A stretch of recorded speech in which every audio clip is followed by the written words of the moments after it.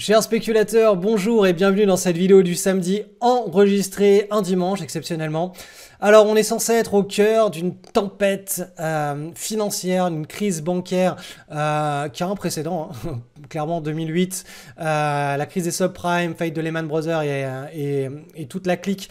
Ça a été quelque chose qui a traumatisé le système bancaire et qui potentiellement a permis de créer de la régulation, ce qui devrait nous empêcher de repartir dans les mêmes délires que de 2008. Et ça, on le voit très bien, d'une manière simple, c'est que les indices boursiers ne sont quasiment pas impactés. Bien entendu, l'indice des valeurs bancaires se fait absolument plier en 10. Par contre, les indices boursiers, ça va très bien, il n'y a pas de doute, en tout cas pour le moment, il n'y a pas de grande crainte sur la classe d'actifs actions et vous allez voir que l'analyse que je vais vous en faire cette semaine n'a pas changé. La seule chose qui change, c'est que apparemment, les gens qui étaient investis sur des valeurs bancaires sont juste en train de se désinvestir de ces valeurs bancaires pour s'investir sur de l'or. Et on va faire un petit point aussi sur l'or qui est en train de littéralement explosé à la hausse contre de l'euro. Donc vraiment quelque chose de très fort, de très intense qui s'est passé cette semaine avec beaucoup de volatilité. On va voir tout ça ensemble. Vous allez voir, c'est encore une vidéo passionnante. Il se passe beaucoup de choses en ce moment sur les marchés financiers. Comme on dit, parfois il se passe rien pendant 20 ans et parfois en une semaine, ça change les 20 prochaines années. Donc peut-être qu'on est en train d'assister à ce type de temps, c'est-à-dire où tout change très rapidement et ça met en place des nouvelles bases pour les 10 ou 20 prochaines années. Allez, analyse du Bitcoin. Donc ça y est, on arrive sur une zone de résistance. Alors je vous rappelle que j'analyse le contrat futur Bitcoin. Donc vous voyez qu'ici on a un petit gap baissier ici qui correspond en réalité à une zone de résistance qui est majeure. On en avait une ici sur le premier pivot que je vous avais tracé. Ce pivot a été cassé la semaine précédente. Là on arrive sur une vraie grosse résistance très importante. Donc on a eu cette semaine forcément, beaucoup de difficultés, ce qu'on appelle un point dur. On verra si ça pète en ligne droite ou pas. Mais je vous rappelle, le scénario idéal sur le Bitcoin, c'est que toute cette volatilité-là, elle commence à se tasser dans un beau triangle chartiste. Et ça, c'est le scénario numéro 1 avec une reprise de cycle et un pari spéculatif potentiel sur cette reprise de cycle. Plus on montera en ligne droite et le moins sain sera la pérennité de ce nouveau cycle.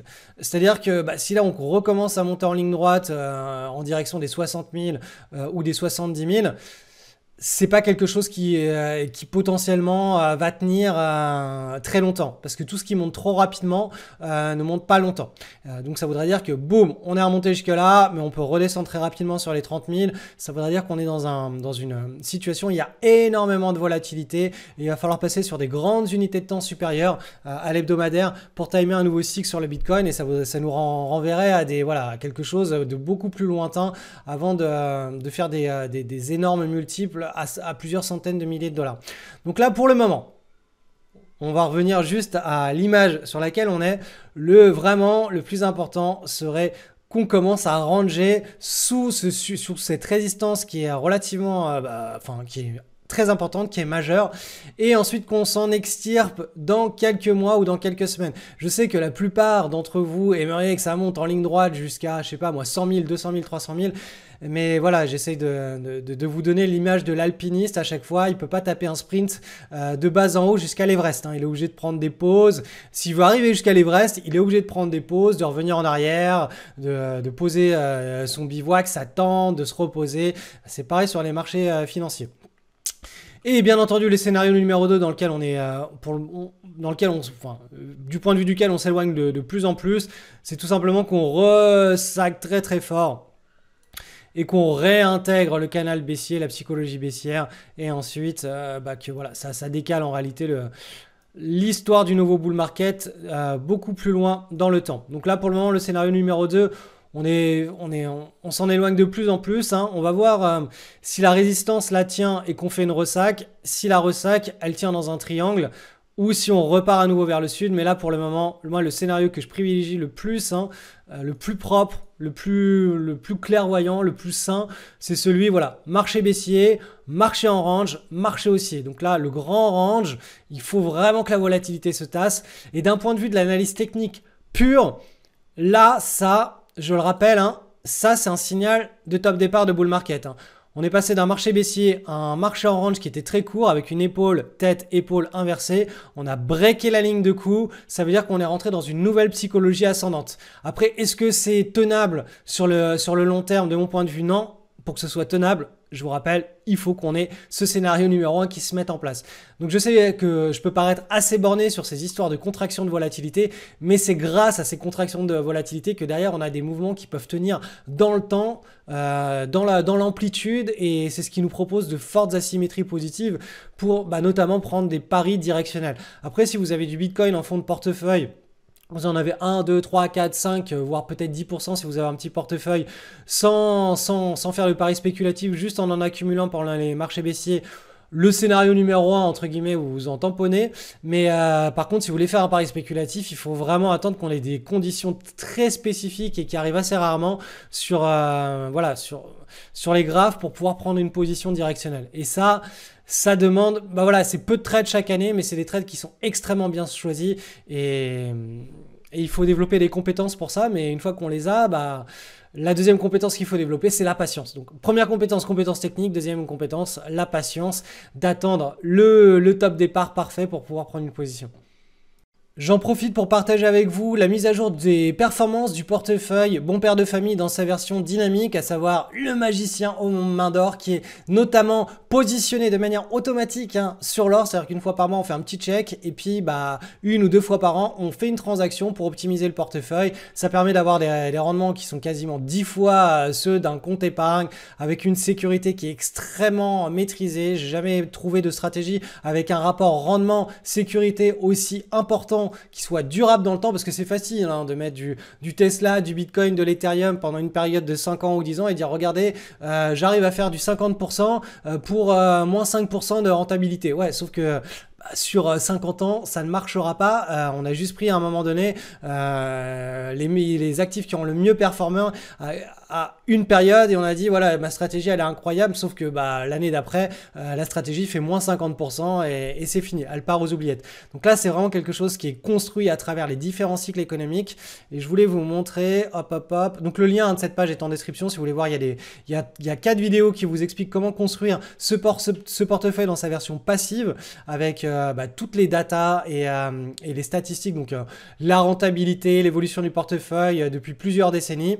Et là, je vous ai mis, donc c'est ici, l'année dernière, vous aviez la mise à jour mars 2022 avec la crise Covid, où les marchés s'étaient littéralement effondrés. Donc là, vous avez entre 1995 et mars 2022, vous voyez qu'en bleu, l'évolution du portefeuille, elle est juste incroyablement stable avec une belle rentabilité. Et là, je vous ai mis la mise à jour entre mars 2022 et mars 2023, entre maintenant. Vous voyez que la stratégie, pareil, les marchés financiers ont été complètement... Alors déjà, on a vécu un crack obligataire sur les obligations d'État à long terme. Je ne sais plus combien elles ont perdu, mais c'est quelque chose de l'ordre de plus de moins 25%.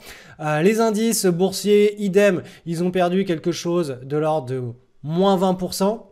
Donc là, vous avez le SP500 entre mars 2022 et mars 2023, il a perdu, on était monté à 10 300 au plus bas. En mensuel, on était autour de 8 300, il a dû perdre moins 20%. Et vous avez en bleu la stratégie du magicien aux mains d'or qui était extrêmement stable et qui était juste 100% cash pendant toute cette période, où ça nous protège. Et dès qu'on repart dans un nouveau cycle, dans une nouvelle dynamique, qui reprend position le portefeuille sur les actifs du nouveau cycle. Et là, en l'occurrence, il est positionné de manière automatique sur l'or. Donc, vous voyez, là, on a la performance depuis 1989 en bleu de ce portefeuille. C'est d'une extrême régularité. Là, on a un zoom. Enfin bref, je vous recommande chaudement d'aller voir à minima ces quatre vidéos. Vous allez apprendre des choses. Et pour tous ceux qui veulent accéder à la version dynamique, donc celle que je vous ai présentée tout en bas avec les performances, eh bien, sachez que la formation ferme ses portes ce soir à minuit, dimanche soir à minuit. Donc, vous pouvez vous inscrire sur cette page directement et rejoindre le programme jusqu'à ce soir à minuit. Analyse de l'or coté en euros. Donc, on est sur l'unité de temps hebdomadaire. Donc, vous voyez ici, on a une semaine avec beaucoup de volatilité. On est allé chercher très bas, on est allé chercher très haut. On clôture une semaine en hausse par rapport à la clôture de la semaine dernière. Donc beaucoup de volatilité. On sent que ça peut partir en mouvement directionnel assez fort. Donc affaire à suivre. En tout cas, nous, ce qu'on aimerait bien, c'est que ça se développe tranquillement, que le mouvement accélère au fil des semaines, au fil des mois, au fil des trimestres, pour arriver sur la fin sur un vrai climax run. C'est le mouvement le plus sain au sein d'un cycle pour profiter d'un trade spéculatif. C'est ce type de mouvement que l'on aime, que l'on affectionne tout particulièrement. En tout cas, voilà, le top départ, on l'a dit, je vous l'ai expliqué la semaine dernière, sur l'or contre de l'euro, il a été lancé la semaine dernière. Et sur l'or contre du dollar, le top départ n'est pas encore lancé. Vous voyez que là, en hebdomadaire, on s'attend davantage à ce qu'on ait un triangle comme ça, quelque chose qui range avant d'avoir un vrai signal de top départ un petit peu plus loin dans l'année, on va dire courant novembre idéalement.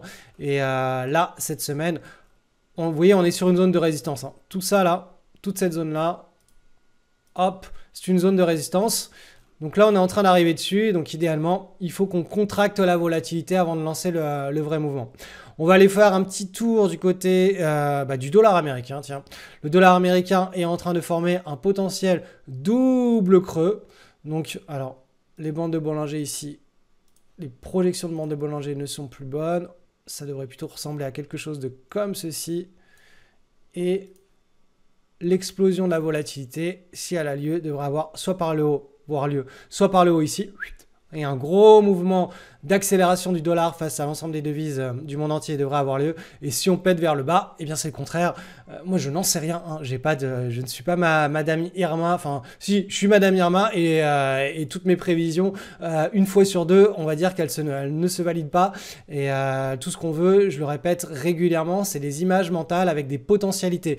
Là, quand on a une contraction de la volatilité, si on a une cassure par le haut ou par le bas, tout ce qu'on peut s'attendre, c'est que le mouvement soit d'ampleur significative. Et c'est ce type de mouvement-là que l'on affectionne tout particulièrement sur les actifs très volatiles. Parce qu'on a des mouvements qui vont accélérer très fort dans une direction et on a ce qu'on appelle des asymétries positives, à savoir quand on se positionne pour un pari, on va gagner 2, 3, 4, 5, 10 fois plus que ce qu'on est prêt à perdre. C'est pour ça qu'il faut vraiment, le but du jeu en spéculation, c'est trouver des paris avec des asymétries positives et juste d'avoir raison. On va dire une fois sur deux. Ça suffit amplement parce que quand on a tort, on perd une unité, on perd une pièce. Mais quand on a raison, eh bien on gagne 2, 3, 4, 5, voire 10 pièces. Donc vous voyez, le but du jeu en spéculation, c'est pas d'avoir raison. C'est juste quand on a raison beaucoup plus fort que quand on a tort. Même en ayant raison 3 fois sur 10, on peut s'en sortir très très bien si on ne fait que des paris avec de fortes asymétries positives. Donc voilà, c'est la distribution du capitalisme. J'en ai parlé longuement dans mon livre qui est en téléchargement gratuit en PDF sur mon blog pour ceux que ça intéresse. J'en parle régulièrement aussi dans mon école de bourse, dans mes formations, bref, c'est comme ça que le capitalisme marche. Bon, revenons-en au dollar. Donc potentiellement le dollar, là, il est en train de créer un double creux et on verra si ça break vers le haut, et bien tout simplement, ça restera dans la logique en trimestriel, et bien de la continuation, hop, de la hausse du dollar vers sa grande résistance. On va dire que c'est une résistance historique, puisque vous voyez qu'ici, en 2000, on avait eu un point haut. Là, on est potentiellement en train de se rediriger vers ce point haut depuis qu'on a eu en trimestriel la cassure en avril 2022 de ce grand range. On a cassé vers le haut, donc on a une grande dynamique qui est en train de s'enclencher vers le haut. Et la première résistance ici devrait être un point dur. Donc, vous voyez que là, on a breaké, on est lancé dans une dynamique de hausse, on respire, on arrive sur le support ici, donc on travaille le support, et là si on fait un double creux sur ce support là, donc le double creux c'est ce qu'on voit sur les unités de temps plus basses, si on fait un zoom, donc en hebdomadaire, c'est de ce double creux là dont je suis en train de vous parler, avec contraction de la volatilité. Si on casse par le haut, on pourra relancer en trimestriel, vous voyez, hop, la dynamique vers le nord, vers cette résistance. Vous voyez l'analyse graphique, ça se fait sur plusieurs unités de temps. On regarde sur les grandes unités de temps quels sont les flux. Est-ce qu'on est dans un flux directionnel vers le nord, vers le sud? Est-ce qu'on est dans un range? On définit les bornes si on est dans un range. On regarde si on a un point d'inflexion en bas du range en faisant un zoom sur les unités de temps inférieures. Et puis on a une image mentale, un scénario qui se met en place. Donc voilà, tout ça pour dire que si le dollar recommence à s'apprécier très fortement, eh bien forcément le dollar, l'or coté contre du dollar devrait avoir un petit peu plus de mal à monter de manière directionnelle. Et c'est pour cette raison que tout simplement le scénario sur l'or coté en dollars, il ressemble davantage à un triangle comme ça, alors que sur l'or coté en euros, on est déjà dans la dynamique de hausse parce que l'euro, donc là c'est l'euro face au dollar, lui est sur une résistance majeure et devrait s'affaiblir. On le verra, mais là on a un double creux en formation. Donc vous voyez, on a fait un premier creux, un double top. On a fait un premier top, un deuxième top. Cette figure de retournement potentiel arrive, je vais vous passer ça en trimestriel, sur une zone de résistance. Hop là, pardon. Sur cette zone de résistance là, on le voit bien, on a fortement baissé, on est allé chercher le bas ici, un support qui nous permet de définir un canal, on a rebondi très fortement, on arrive sur une zone de résistance, donc on descend sur les unités de temps inférieures, typiquement l'hebdomadaire, et on surveille la structure de retournement, donc là un double top avec des bandes de Bollinger qui sont en train de se resserrer, donc je peux vous les tracer pour faire une extension. Et là, si on casse par le bas, on aura un affaiblissement de l'euro face à l'ensemble des devises et surtout face au dollar, enfin, surtout d'ailleurs face au dollar puisque c'est l'euro-dollar, et donc bah forcément voilà, c'est l'euro face à l'or devrait aussi s'affaiblir et on devrait avoir une double amplification sur l'euro face à, enfin l'euro coté en or, l'or qui s'apprécie et en plus l'euro qui s'affaiblit, c'est un double effet qui se coule pour amplifier le fameux mouvement dont je vous parle sur l'or coté en euros. Analyse du SP500 avec une petite consolidation au sein d'une grande consolidation. On est toujours, alors c'est une unité de temps hebdomadaire, on est toujours dans le range market entre ces deux bornes et au sein de ces deux bornes, on a à nouveau un range market. Donc ça c'est une contraction de la volatilité et on voit que cette semaine là et la semaine précédente, on a rebondi depuis le bas, ce qui fait que ce petit range là prendrait la forme d'un éventuel triangle. Et ce triangle serait en fait l'épaule d'une grande épaule, tête, épaule, tout ça inversé, ce qui est en réalité un point d'inflexion, à savoir c'est le type de forme que prennent les cours quand ils sont en train de se renverser suite à une baisse. Hop, hop. Ça, c'est dans la théorie qui fait que on est sur un cycle haussier à très long terme. Donc, je vous passe ça en trimestriel avec les bandes de Bollinger. Donc, vous voyez, depuis la crise des subprimes, crise bancaire de 2008, on est monté, on est toujours en train de monter, on a ce support dynamique ici qui tient bon et on est en train de éventuellement créer un point d'inflexion sur ce support dynamique pour continuer la dynamique du marché haussier. Bien entendu, si ce support dynamique en trimestriel là ne tient pas, on se retrouvera dans le scénario numéro 2 en bleu, à savoir marché baissier, marché haussier, marché baissier, donc un énorme range market de peut-être 10 années, peut-être 15 années, un petit peu comme ce qu'on avait vécu entre 2000 et 2013. Donc, je vais repasser ça cette fois-ci en mensuel. En mensuel, vous voyez bien les périodes de respiration, de consolidation. On est toujours dans une période de consolidation, respiration. On attend simplement la nouvelle direction, soit par le haut, soit par le bas. Bien entendu, comme la tendance de fond est celle de, on l'a vu sur l'unité de temps trimestrielle, d'un marché haussier, on peut rester optimiste en s'attendant à ce que ça pète par le haut. Je rappelle une chose, c'est que l'analyse technique, pour la pratiquer, il faut faire abstraction totale des news macroéconomiques pour avoir un avis objectif, c'est-à-dire stérile de toute information extérieure, pour pouvoir se fixer un avis purement basé sur la psychologie des foules, un petit peu comme si vous ne parlez pas le langage de l'humain. Donc vous arrivez, vous ne voyez que des graphiques, vous n'avez jamais entendu parler un humain de sa vie, vous ne savez pas quels sont les problèmes d'inflation, de guerre, de crise bancaire, etc. Vous regardez juste le graphe et vous dites ok, où est-ce qu'on en est dans le cycle, quelle est la psychologie des foules. Est-ce qu'on est en marché baissier? Est-ce qu'on est en range? Est-ce qu'on est en range dans un marché haussier? Est-ce qu'on est en pleine dynamique de marché haussier? Et juste basé sur ces trois informations-là, à savoir dans quel type de scénario on est, vous pouvez vous fixer une première image.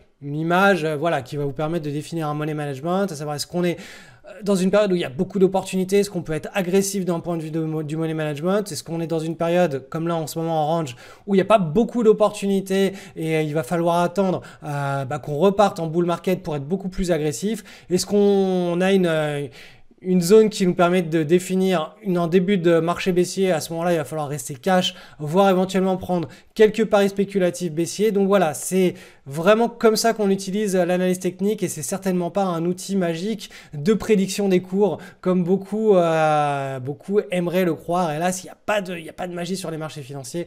On peut juste établir des images mentales et c'est ce que j'essaye de faire avec vous chaque semaine pour vous éviter les écueils. Alors, ce qui est assez intéressant en hebdomadaire, hein, donc une barre est égale à une semaine, c'est qu'on voit bien que là la volatilité des bandes de Bollinger est en train de se resserrer très fort, que ça correspond à la maturation d'une figure chartiste comme je vous l'ai dit en triangle. Donc d'ici le mois de mai, mi-mai, fin mai, si on casse dans un sens ou dans un autre, on devra avoir un mouvement significatif, hein.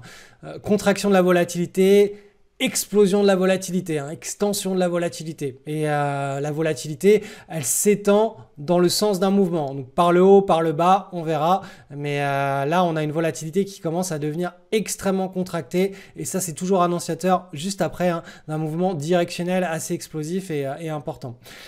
Donc voilà, ça c'est sur le SP500. On peut aller voir rapidement le Nasdaq qui est dans une situation avec plus, lui, pour le coup, plus de volatilité. Vous voyez bien que les bandes de Bollinger en hebdomadaire sont en train de s'écarter. On a ici un petit drapeau qui a été cassé à la hausse la semaine dernière. Donc là, on est en train de se diriger vers la résistance, le haut du grand range. Et si on arrive à consolider, à casser par le haut le haut de ce grand range, on se retrouvera à nouveau dans des conditions de marché haussier. Il faut bien entendu que cette cassure ait lieu à la fois sur l'SP500, sur le Nasdaq 100 et sur le Dow Jones. Et regardez, le Dow Jones, il est dans une situation un petit peu plus délicate dans le sens où on est assez éloigné du haut du range, hein. Et on est en train de prendre une direction beaucoup plus vers le tiers bas du range, hein, puisqu'on a cassé ici petite figure en sommet, on l'a cassé vers le bas. Là, on est en train de travailler la résistance, mais l'objectif à court terme, mais davantage ici. Et bien entendu, si c'est un échec, hein, si cette cassure vers le bas est un faux signal, ça se validera tout simplement si on a une clôture en hebdomadaire au-dessus, hein, de la résistance. Et ça redeviendra une zone de support. Mais donc voilà, concrètement, voilà, on est dans une zone de range. Donc les news à court terme, les news macroéconomiques, microéconomiques font la tendance sur 1, 2, 3 semaines. Et tant qu'on ne sera pas de sortie de ce range market par le haut ou par le bas, on n'aura pas de consensus, de mouvement moutonnier, de mouvement des foules, de psychologie des foules qui s'amplifie dans un sens. Donc avant de nous quitter, je vous rappelle rapidement que jusqu'à ce soir minuit, vous avez la possibilité de rejoindre le programme Le Portefeuille Bon Père de Famille. Vous avez accès là totalement gratuitement aux 4 vidéos qui vous présentent comment mettre ce portefeuille, le mettre en place chez vous dans sa version passive. Et si vous voulez accéder à la création de ce portefeuille dans sa version dynamique qui permet d'accéder à un rapport entre performance et risque qui est absolument hors du commun, c'est l'un des meilleurs rapports que j'ai trouvé au cours de mes 15 dernières années de recherche sur la construction d'un portefeuille long terme, eh bien voilà, vous avez la possibilité de rejoindre ce programme jusqu'à ce soir minuit. Le lien d'inscription est sur cette même page. Le lien de la page est en description et pour rejoindre le programme, eh bien c'est jusqu'à ce soir minuit.